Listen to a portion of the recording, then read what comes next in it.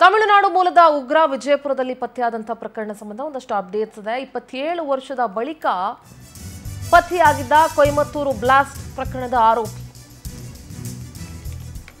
July 9ರಂದು ವಿಜಯಪುರದಲ್ಲಿ tailor ರಾಜನನ್ನ ಬಂಧಿಸಲಾಗಿತ್ತು. ತಮಿಳುನಾಡು ಭಯೋತ್ಪಾದನಾ ನಿಗ್ರಹ ದಳದಿಂದ ಕೊಯಮತ್ತೂರಿನ ಬ್ಲಾಸ್ಟ್ ಪ್ರಕರಣದ ಆರೋಪಿ ಕರ್ನಾಟಕದಲ್ಲಿ ತಲೆಮರೆಸಿಕೊಂಡಿದ್ದ ಈ ಉಗ್ರ ಟೈಲರ್ ರಾಜ 1998ರಲ್ಲಿ ನಡೆದಿದ್ದಂತಹ ಸರಣಿ ಸ್ಫೋಟದ ಆರೋಪಿ ಇದ್ದ. ಸ್ಫೋಟದಲ್ಲಿ 58 ಜನ ಸಾವನ್ನಪ್ಪಿದ್ರು, 250 ಜನ ಗಾಯಗೊಂಡಿದ್ರು. ನೋಡಿ, 27 ವರ್ಷದ ನಂತರ ಪತ್ತೆಯಾಗಿದ್ದಾನೆ. ಅಲ್ಲಿವಷ್ಟು ವರ್ಷ ಇವನು ತಲೆಮರೆಸ್ಕೊಂಡಿದ್ದಾನೆ. ನಕಲಿ ಆಧಾರ್ ಕಾರ್ಡ್ ಬಳಸಿಕೊಂಡು ವಿಜಯಪುರದಲ್ಲಿ ಇವನು ವಾಸ ಆಗಿದ್ದ. ವಿಚಾರಣೆ ವೇಳೆ ಹಲವು ಸ್ಫೋಟಕ ವಿಚಾರಗಳನ್ನ ಈ ಉಗ್ರ ಬಾಯ್ಬಿಟ್ಟಿದ್ದಾನೆ. ಉಗ್ರ ವಾಸವಿದ್ದಂತಹ ವಿಜಯಪುರದ ಮನೆಯಲ್ಲಿ ಫುಲ್ ಸರ್ಚಿಂಗ್ ನಡೀತಾ ಇದೆ. ವಿಜಯಪುರದ ಇಬ್ರಾಹಿಂ ರೋಜಾ ಏರಿಯಾದಲ್ಲಿ ಈತನ ಮನೆ ಇದೆ. ನಕಲಿ ದಾಖಲೆ ಪತ್ತೆ ಮಾಡಿದ್ದಾರೆ ಭಯೋತ್ಪಾದನಾ ನಿಗ್ರಹ ಪಡೆಯವರು. ನಕಲಿ Aadhaar card, bank passbook, gas book, driving licence ಸಹ ಪತ್ತೆಯಾಗಿದೆ. ವಶಕ್ಕೆ ಪಡ್ಕೊಂಡಿದ್ದಾರೆ ಪೊಲೀಸರು. 2014ರಲ್ಲಿ ಇವನು ವಿಜಯಪುರಕ್ಕೆ ಬಂದಿರ್ತಾನೆ. ಕರ್ನಾಟಕದ ಹುಬ್ಬಳ್ಳಿ ವಿಜಯಪುರ ನಗರದಲ್ಲಿ ಠಿಕಾಣಿ ಹೂಡಿದ್ದ.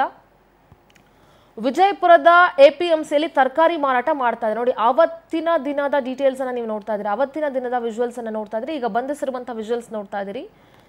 1998ರಲ್ಲಿ ನಡೆದಿದ್ದಂತಹ ಸರಣಿ ಸ್ಫೋಟದ ಆರೋಪಿ ರಾಜ, ಕೊಯಮತ್ತೂರು ಬ್ಲಾಸ್ಟ್ನ ರೂವಾರಿ, 27 ವರ್ಷದ ಬಳಿಕ ಪತ್ತೆಯಾಗಿದ್ದಾನೆ.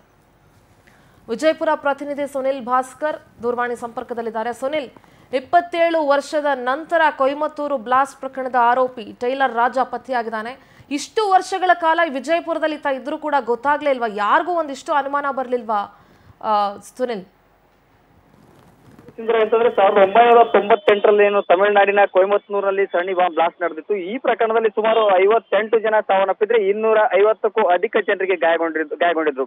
ಇನ್ನು ಈ ಪ್ರಕರಣದ ಪ್ರಮುಖ ಆರೋಪಿಯಾದಂತ ಏನು ಸಿದ್ದಿಕಿ ರಾಜ ಇದ್ದಾನೆ, ಈತ ವಿಜಯಪುರ ನಗರದಲ್ಲಿ ಕಳೆದ ಜುಲೈ 9ರಂದು ಈತನ್ನ ಟೈಲರ್ ರಾಜ ಅಂತಾನೆ ಈತ ಗುರುತಿಸಿಕೊಂಡಿದ್ದ. ಈತನ್ನ ಈಗಾಗಲೇ ಬಂಧಿಸಿ ಪೊಲೀಸರು ಕರ್ಕೊಂಡು ಹೋಗಿರುವಂತದ್ದು. ಅಂದ್ರೆ ಈತ ವಿಜಯಪುರ ನಗರದ ಇಬ್ರಾಹಿಂ ರೋಜಾ ಏರಿಯಾದಲ್ಲಿ ಮನೆಯೊಂದರಲ್ಲಿ ಬಾಡಿಗೆ ಮಾಡ್ಕೊಂಡಿದ್ದ. ಜೊತೆಗೆ ಈತ APMCಯಲ್ಲಿ ತರಕಾರಿ ವ್ಯಾಪಾರವನ್ನು ಕೂಡ ಮಾಡ್ಕೊಂಡಿದ್ದ ಅಂತ ಹೇಳಲಾಗ್ತಾ ಇದೆ. ಜೊತೆಗೆ 1998ರಿಂದ 2014ರವರೆಗೆ ಈತ ಕೇವಲ ಒಂದೇ ಸ್ಥಳದಲ್ಲಿ ಇರಲಿಲ್ಲ. ಆವಾಗ ಬೇರೆ ಬೇರೆ ಭಾಗದಲ್ಲಿ ಓಡಾಡ್ಕೊಂಡಿದ್ದ.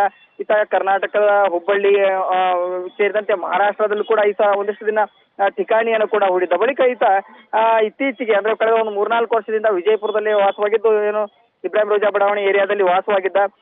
ಅಷ್ಟೇ ಅಲ್ಲದೆ ವಿಜಯಪುರ ಜಿಲ್ಲೆಯ ಆಲ್ಮೇಲ್ ಪಟ್ಟಣದಲ್ಲೂ ಸಹಿತ ಒಂದಿಷ್ಟು ದಿನ ವಾಸವಾಗಿದೆ. ವಿಜಯಪುರದಲ್ಲಿ ವಾಸವಾಗಿದ್ದ ಸಂದರ್ಭದಲ್ಲಿ ಆತನ ಈಗಾಗಲೇ ಹಿಡಿದುಕೊಂಡು ಪೊಲೀಸರು ಹೋಗಿರುವಂತದ್ದು. ಈತ ಇಲ್ಲಿಗೆ ಬಂದ ಮೇಲೆ ತನ್ನ ಆಧಾರ್ ಕಾರ್ಡ್ ಸೇರಿದಂತೆ ಅಕೌಂಟ್ ಪಾಸ್ಬುಕ್ ಅನ್ನ ಆಧಾರ್ ಕಾರ್ಡ್ ಕೂಡ ಡೂಪ್ಲಿಕೇಟ್ ಮಾಡಿಕೊಂಡಿದ್ದ. ಇಲ್ಲಿ ವಿಜಯಪುರದಲ್ಲಿ ತನ್ನ ಹೆಸರನ್ನು ಕೂಡ ಬದಲಾವಣೆ ಮಾಡಿಕೊಂಡು ಶಹಜಾನ್ ಶೇಖ್ ಅಂತೇಳಿ ಹೆಸರನ್ನು ಕೂಡ ಚೇಂಜಸ್ ಮಾಡ್ಕೊಂಡಿದ್ದ. ಈತನ ಬಳಿದಂತ ಏನ್ ಸಂಬಂಧಪಟ್ಟಂತ ದಾಖಲೆಗಳನ್ನ ಈಗಾಗಲೇ ಪೊಲೀಸರು ಕೂಡ ವಶಕ್ಕೆ ಪಡೆದುಕೊಂಡು ಆತನ್ನ ಕರ್ಕೊಂಡು ಹೋಗಿರುವಂತದ್ದು. ಸಿಂಧೂರ, ಸುನಿಲ್, ನಿಮ್ಮೆಲ್ಲ ಮಾಹಿತಿಗಾಗಿ